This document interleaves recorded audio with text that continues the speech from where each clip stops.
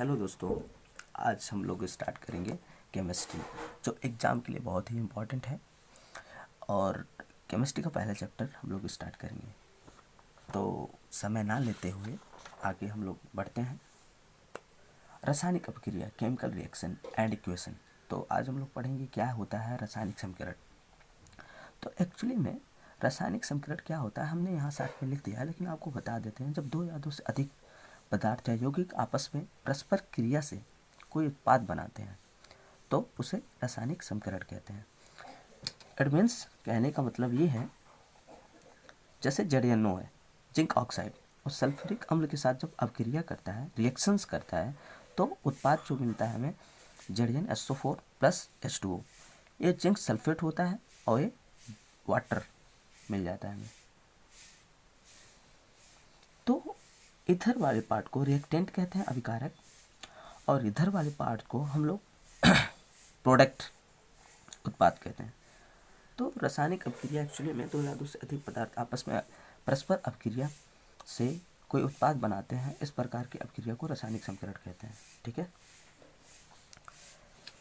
तो ये इसका एग्जाम्पल होता है। तो रासायनिक अपक्रियाएं क्या होती हैं, ये भी सेम मैनर में ऐसे डिफाइन किया जाता है।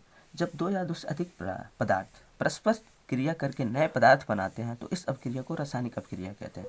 जैसे NaOH। NaOH क्या है, NaOH रिएक्शन किया इसके साथ में, और कैसे रिएक्शन होता है। NaOH रिएक्शन किया, क्या कहानी होती है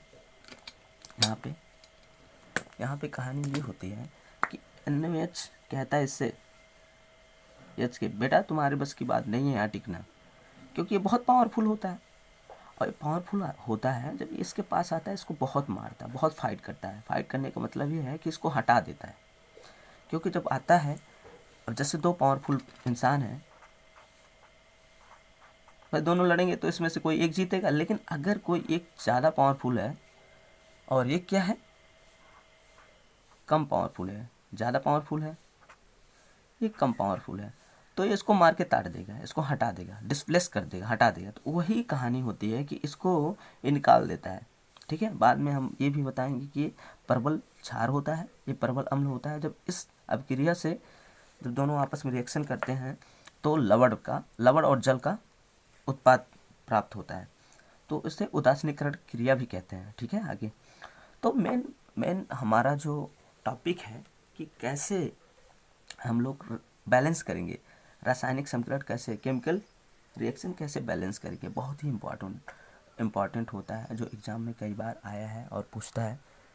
ठीक है, तो हम उसके बारे में अच्छा डिस्कस करेंगे, और एग्ज़ाम में जो जो आता है उसके बारे में हम लोग बहुत बढ़िया से डिस्कस करेंगे, और कंसेप्ट वाइज चलेंगे, और क्विक रिवीजन, चीज़ों को जल्दी से आने वाली चीज़ों को हम लोग पढ़ा जाएगा।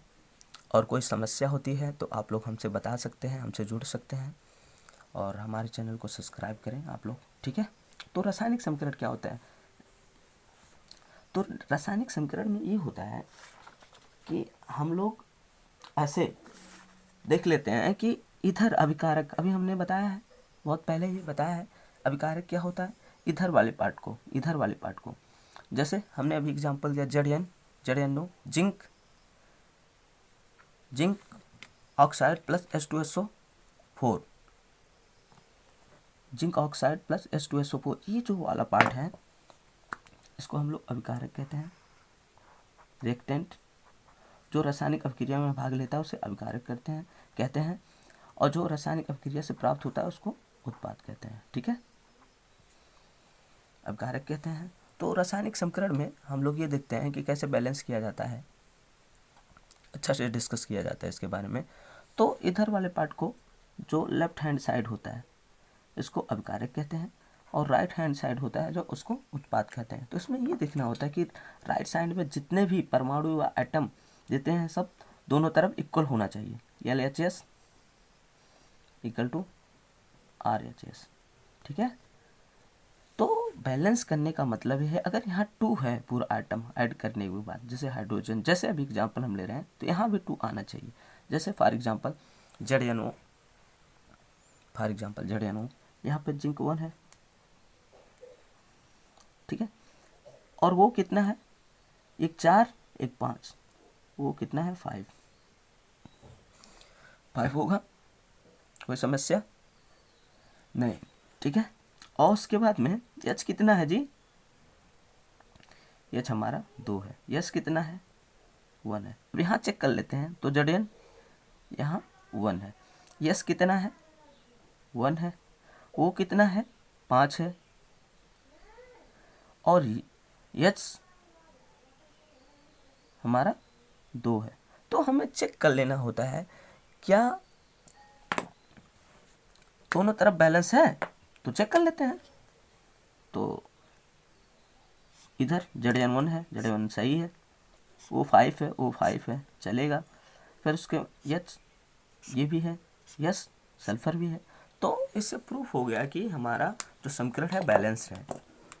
केमिकल रिएक्शन क्या है, केमिकल इक्वेशन बैलेंस है।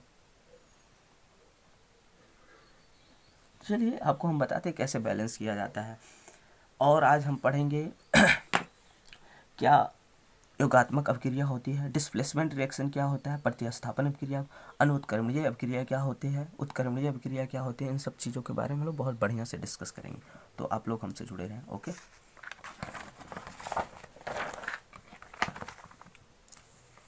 तो समीकरण को कैसे संतुलित करते हैं, तो इसके बारे में आज हम डिस्कस कर रहे हैं, ठीक है।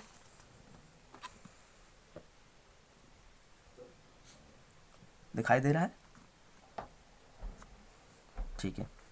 जैसे हमारा एक क्वेश्चन यहाँ पे है, CaCO3, क्वेश्चन क्या है, CaCO3 और HCl, इसको बोलते हैं कैल्शियम कार्बोनेट, HCl और CaCl2 CO2 H2 आप लोग जानते हैं, कैल्शियम क्लोराइड होता है CaCl2, CO2 कार्बन डाइऑक्साइड होता है, और H2O तो जल होता है, और इसको हाइड्रोक्लोरिकम HCl हाइड्रोजन क्लोराइड बोलते हैं, तो ठीक है। अब यहाँ हम चेक कर लेते हैं Ca कितना है, ये तो चेक करेंगे, चेक कर लिया, यहाँ पे 1 है, और यहाँ पे क्या है Ca 1 है, लिख दिया यहाँ पे। करने का तरीका जो होता है यही होता है जो अभी मैं आपको बताने वाला हूँ, जो एग्जाम में किया जाता है, और हीट एंड ट्रायल मेथड होता है वो भी मैं अभी बता दे रहा हूँ आपको। तो C कार्बन कितना है, तो 1, चेक कर लो 1 कार्बन है, ठीक है। पहले हम LHS लेफ्ट हैंड साइड देख ले रहे हैं, ठीक है। हमने पहले से लिख रखा है कि आसानी हो जाए आपको समझने में। तो वो कितना है, यहाँ पे हम काउंट कर लेंगे, ये 3 है। अगर कहीं ऐसे लिखा है इसका मतलब है 3 है, अगर कहीं ऐसे लिखा है, अगर कहीं ऐसे लिखा है, हमने लिख दिया 2O3, इसका मतलब ये है, ये तो 3 है ऑक्सीजन, इसका मतलब इसका इसमें मल्टीप्लिकेशन हो जाता है 6, मतलब वो कितना है 6 है, 6 है, ठीक है। और कोई डाउट होगा तो पूछ लेना आप लोग। वो कितना है 3 है, हाइड्रोजन कितना है 1 है, यहाँ से देखेंगे वो कितना है 3, 1 2 3, ये 3, और ये कितना है हाइड्रोजन 1 है, लिख दिया। C कितना है 1 है। अब राइट साइड की कैल्शियम 1 है, कर दिया हमने। क्लोराइड कितना है 2 है, हमने लिख दिया यहाँ पे। कार्बन कितना है जी, कार्बन 1 है। ऑक्सीजन कितना है 1 2, यहाँ 2 है 1 3 हो गया। और हाइड्रोजन कितना है 2, यहाँ पे 2 कर दिया, ठीक है। अब देखिए बैलेंस कैसे करना है। तो बैलेंस है ही नहीं, क्या नहीं बैलेंस है बताओ, ये तो दोनों इक्वल है, ये भी इक्वल है, ये भी इक्वल है, लेकिन हो क्या रहा है, हाइड्रोजन, ये हाइड्रोजन और ये बैलेंस नहीं है क्लोरीन, तो इसको हमको बैलेंस करना पड़ेगा। देखिए कैसे बैलेंस करेंगे।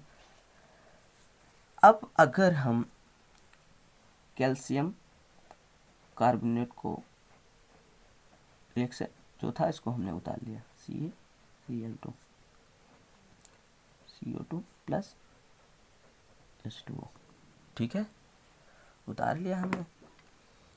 अब हमें क्या ज़रूरत है, हाइड्रोजन 2 चाहिए था, यहाँ पर 2। अब हम डायरेक्टली क्या कर रहे हैं, लेफ्ट हैंड साइड में 2 से मल्टीप्लिकेशन कर दे रहे हैं। हमने क्या किया, LHS साइड में, किस में, इसमें मल्टीप्लिकेशन किया 2 से, में 2 से